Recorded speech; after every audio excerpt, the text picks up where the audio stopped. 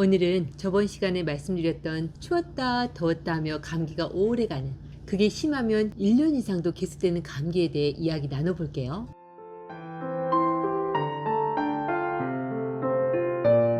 저번 시간에 감기가 인체의 피부 표면으로 들어오는 단계가 1단계 태양경, 2단계 양면경이라 말씀드린 거 기억하시죠? 그리고 1단계 감기는 마황탕, 2단계 감기는 갈근탕 하는 식으로 이러저러한 증상에 이런저런 약초들을 어떤 원리로 쓰는지 자세히 말씀드렸고요. 그럼 감기가 인체의 3단계로 들어오면 우리 몸은 어떻게 되는 걸까요? 동양의학에서 감기 3단계는 소양경이라 해서 감기가 피부 표면에도 내부 장기에도 반쯤씩 걸쳐 있다고 보아요. 그걸 어려운 말로 반표 반리증, 즉 인체의 겉과 속에 냉기가 걸쳐서 여러 가지 증상이 나타나는 단계라고 부르고요. 그리고 이러한 소양경 감기는 주로 인체가 많이 허약해졌을 때, 가령 체력 소모가 심했거나 또 신경을 많이 쓴 상태로 잘 먹질 못했을 때, 1, 2단계에서 감기가 완전히 밀려나가지 못하고 냉기가 인체 내부로 조금씩 밀려들면서 새로운 증상으로 나타나게 되어요. 가령 춥고 열이 나는 1단계, 2단계 증상과는 다르게 3단계인 소양경 감기는 냉기가 피부 표면에서 내부 장기로 밀려 들어왔다, 열과 함께 밀려 나갔다 하며 추웠다 더웠다 하는 한열악내 증상으로 나타나죠. 예전에 저희 약국에 감기 걸린 지 5일이 지났는데도 열이 내리질 않는다고 병원 약으로 해열제도 항생제도 아무 효과가 없고 몸이 너무 힘들다며 오신 50대 여성분이 있었거든요. 그분은 저와 상담하는 중에도 오돌오돌 떨면서 몹시 추워하다가 갑자기 열이 훅 오른다며 속이 답답하다고 가슴을 치셨고요. 그러시면서 이번 감기는 미식거림도 심하고 왜 몸살과 함께 옆구리가 그렇게 뻐근하고 힘이 드냐며 너무 힘들어 못 살겠다고 숨을 몰아 쉬셨죠. 왜 말씀하시는 것도 너무 힘이 드셔서요. 그때 저는 한약으로 소시효탕이란 탕약을 위장과 간을 보호하는 여러 약초들과 함께 3일분을 지어드렸고, 그분은 하루 정도 드시고 오늘은 숨도 쉬어지고 몸도 살 것 같다며 한약으로 감기 열이 이렇게 빨리 내리는 거냐며 엄청 고마워하셨죠. 당연히 3일분을 드시곤 완전히 회복되셨고요. 여기까지 들으시면 그럼 감기 3단계인 소양경 감기는 어떤 증상들이 있고 또 어떤 처방을 쓰는지 감이 오실까요? 맞아요. 가장 대표적인 증상은 으실으실 추웠다, 열이 훅 오르며 더워하는 한열왕래 증상이에요. 여기에 소양경맥이 인체의 옆구리와 옆 라인을 지나가므로 소양경맥에 열이 뜬 증상, 즉 옆구리가 뻐근하고 인체의 옆 라인이 쪼여온다는 몸살로 몸을 어떻게 해야 할지 모를 괴로움이 동반되죠. 또 소양경은 반표 반리증, 즉 냉기가 피부 표면에도 내부 장기에도 반씩 걸쳐 있기에 인체는 이를 내보내기 위해 속열을 발생시키는데, 이 열이 간과 담낭, 위장에서 발생하게 되므로 속이 미식미식하며 입이 쓰고 가슴에도 열압이 차올라 심한 가슴 답답증을 느끼게 되죠.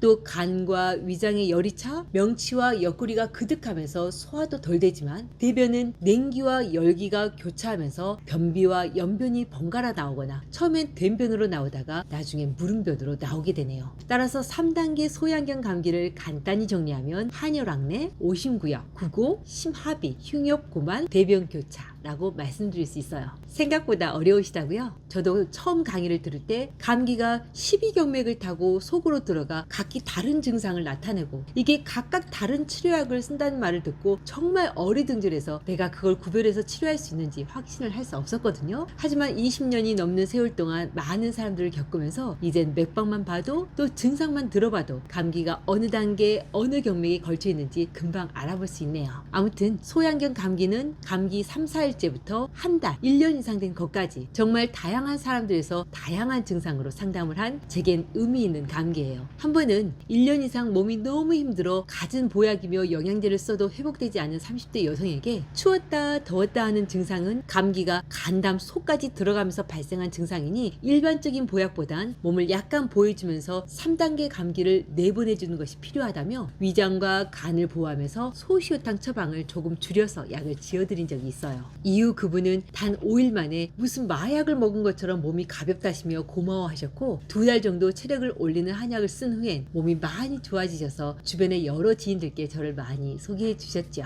또 한 번은 한 달 이상 감기가 끊어지질 않고 추웠다 더웠다 하며 몸살에 두통, 소화불량에 기침까지 계속된다던 70대 어르신에게 소시효탕을 줄여 쓰면서 소화력을 올려주고 간과 혈액을 보충해주고 기침과 가래를 완화해주는 약초들로 명이라는 소리를 들으며 이후 오랜 단골이 된 계기가 되었고요.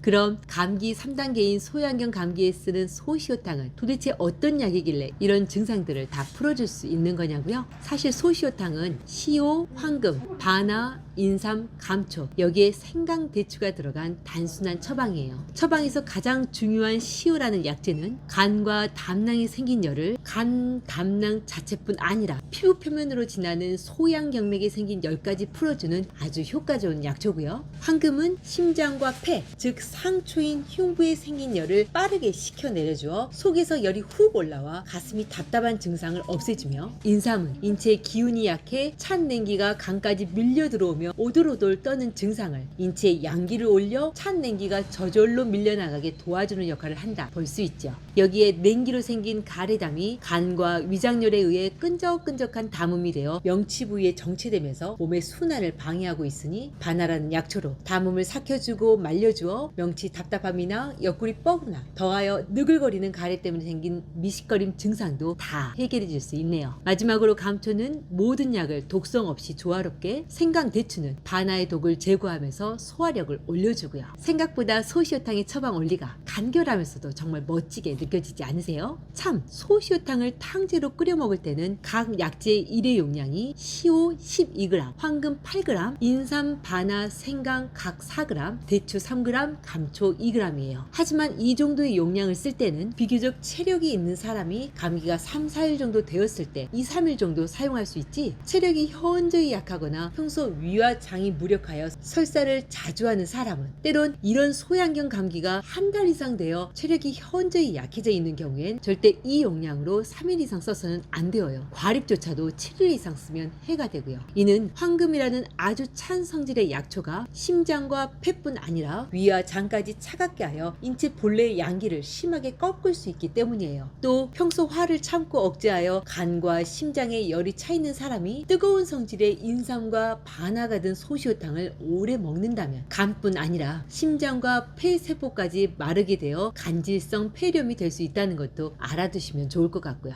이렇게 들으시니 왠지 소시효탕이 무시무시하게 느껴지시나요? 하지만 훌륭한 칼이 목숨을 구할 수도 오히려 해칠 수도 있다는 원리를 이해하신다면 소시효탕은 훌륭한 칼이다 하는 정도로 이해하시면 좋을 것 같아요. 저 또한 앞에서 말씀드린 소시효탕의 원리로 20년 이상 정말 많은 사람들의 병원에서 고쳐지지 않았던 병을 고쳐줄 수 있었고, 그게 일주일이 되었던 한 달이 되었던 또 길게는 1년이 되어 체력이 바닥까지 떨어진 분들께도 어떻게든 체력을 올려주면서 몸에 걸쳐있는 냉기와 열기, 담음을 없애주어 그분들의 고통을 덜어줄 수 있었네요. 다음 시간엔 아이들의 추웠다 더웠다 하는 감기에 많이 사용하는 시간계에 대해 이야기 나눠볼게요. 왜 아이들은 본래의 양기가 많아 소시효탕에 인삼이나 바나를 쓸 수 없거든요. 오늘도 복을 부르는 감사한 하루 보내시고요. 그럼 다음 시간에 다시 만나요.